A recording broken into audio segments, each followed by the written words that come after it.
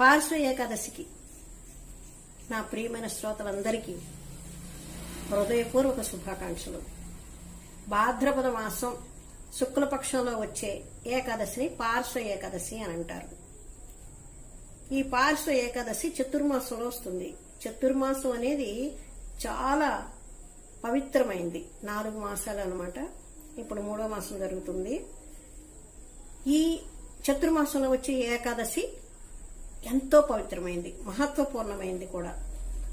ఎందుకంటే ఈ ఏకాదశిలో శ్రీ మహావిష్ణువు నిద్రలో నుండి ఎడమ పక్క నుంచి కుడి పక్కకి ఇలా తిరిగి పడుకుంటారన్నమాట. ఎడమ పక్క నుంచి కుడి పక్కకి తిరిగి పడుకుంటారు. అలా తిరిగి ఒక పక్క నుంచి ఒక పక్కకి, ఒక పక్క అంటే ఏంటి, పార్శ్వము అంటారు దాన్ని. ఒక పక్క నుంచి తిరిగి ఇంకో పక్కకి పడుకుంటాడు. అప్పుడు ఈ పార్శ్వ ఏకాదశిని ఈయన మారాడు కదా అట్నుంచి అటు, అందుకని పరివర్తనీయ ఏకాదశి అని కూడా అంటారు. పరివర్తనం అంటే మార్పు, ఒక పక్క నుంచి ఇంకో పక్క తిరిగాడు కదా, అందుకని ఈ మార్పు కలిగింది కాబట్టి దీన్ని పరివర్తనీయ ఏకాదశి అని కూడా అంటారు. ఇదే ఏకాదశిని పద్మ ఏకాదశి అని కూడా అంటారు. విష్ణుమూర్తి యొక్క వామన అవతారాన్ని అంటే వామన దేవుణ్ణి ఎవరైతే పూజిస్తారో అర్చిస్తారో వారు వాజపేయి యజ్ఞం చేసినంత పుణ్యాన్ని పొందగలుగుతారు. అంతేకాదు సర్వ పాపాలు కూడా నశించిపోతాయన్నమాట.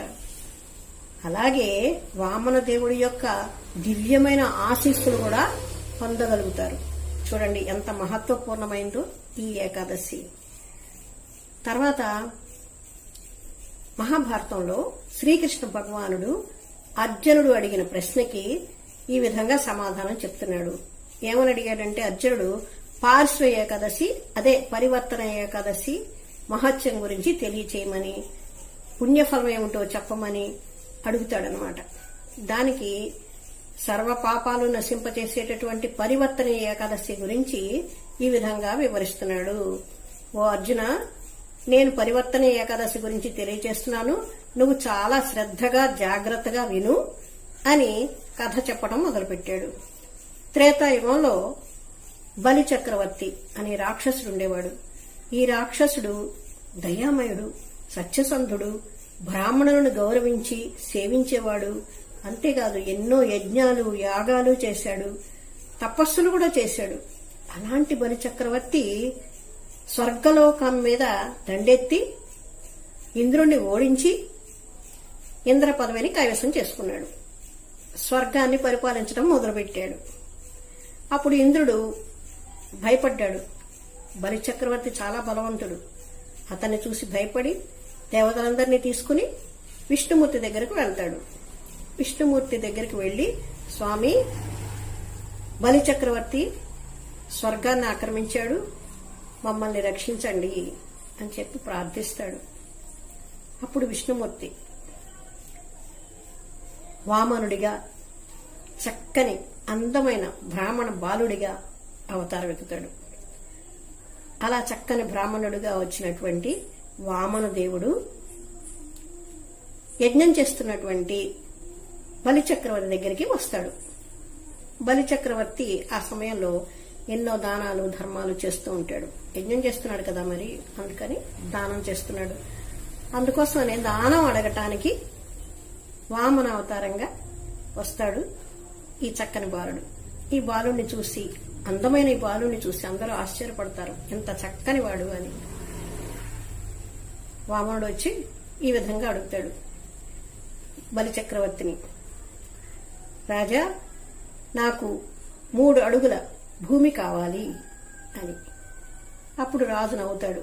నవ్వి, ఇంత చక్కగా ఉన్నావు, అందమైన బాలుడివి, నీకు 3 అడుగుల భూమి ఎందుకు నాన్న? నేను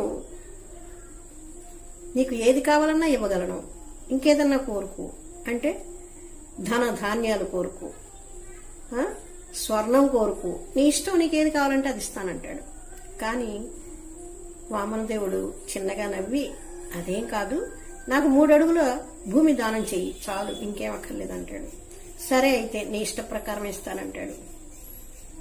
అప్పుడు అంగీకరించిన తర్వాత వామనదేవుడు తన శరీరాన్ని బాగా భారీగా అంటే పెద్దగా పెంచేస్తాడు. పెంచేసి ఒక పాదాన్ని భూమి ఆక్రమించేట్టుగా చేస్తాడు, మరొక పాదం ఆకాశాన్నంతా ఆక్రమించేటట్టు చేస్తాడు. అయితే మొత్తం ఆక్రమించేశాడు, విశ్వాలన్నీ ఆక్రమించేశాడు. ఇంకా ఆక్రమించటానికి ఇంకొక పాదం ఉంది. ఆ పాదం ఎక్కడ పెట్టాలి? బలి చక్రవర్తిని అడుగుతాడు. ఈ పాదం ఎక్కడ పెట్టాలి? మూడో పాదం ఉంది కదా బాకీ. ఇంకా ఏమి ఇవ్వటానికి అతని దగ్గర ఏం లేదు. ఏమిస్తాడు? తన దగ్గర ఏమి లేదు, మొత్తం అంతా ఆక్రమించేశాడు. సరే, అప్పుడు తన తల మీద మూడో పాదం పెట్టమంటాడు. అప్పుడు వామన దేవుడు అతని శిరస్సు మీద తన పాదాన్ని పెట్టి పాతాళానికి పంపించేస్తాడు. అయితే ఇతని యొక్క సత్యసంధత అంటే తను ఇచ్చిన మాటని నిలబెట్టుకున్నాడు. అంతేకాకుండా గొప్ప భక్తుడు.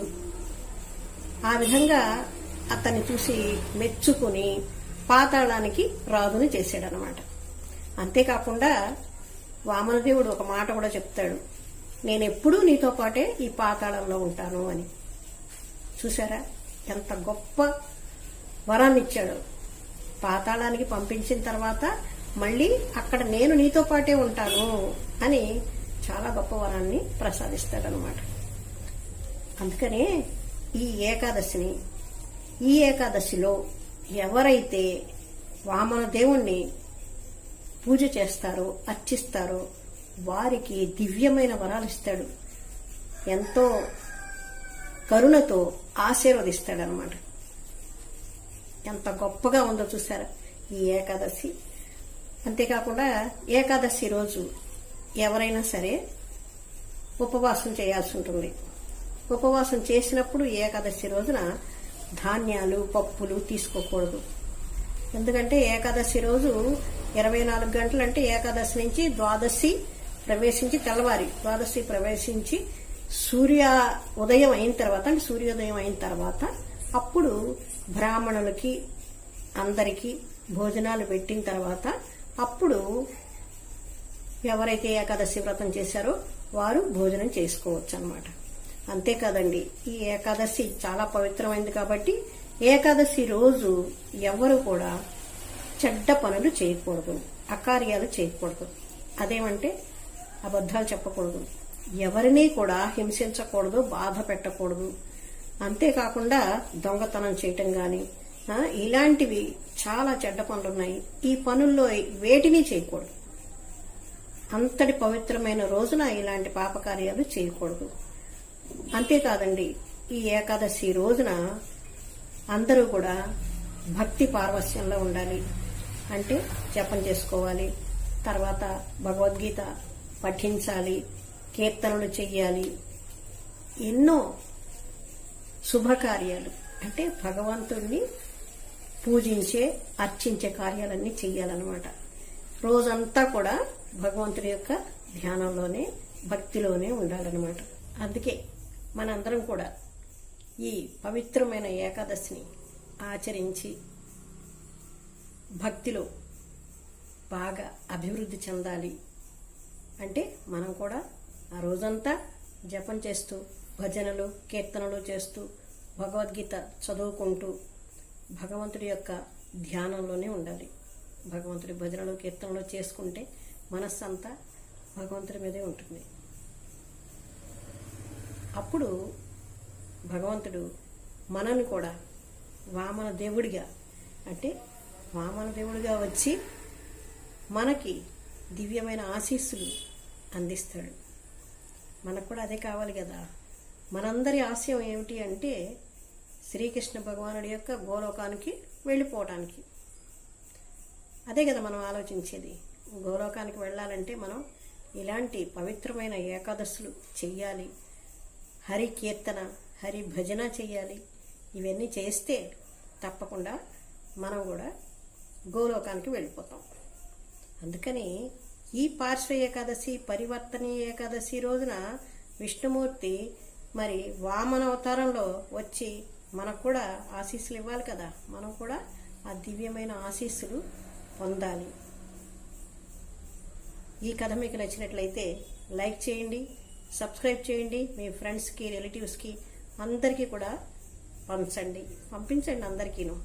అలా పంపించడం వల్ల నాకు కూడా చాలా ఆనందంగా ఉంటుంది.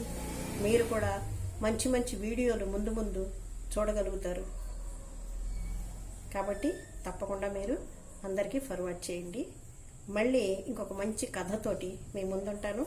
హరే కృష్ణ.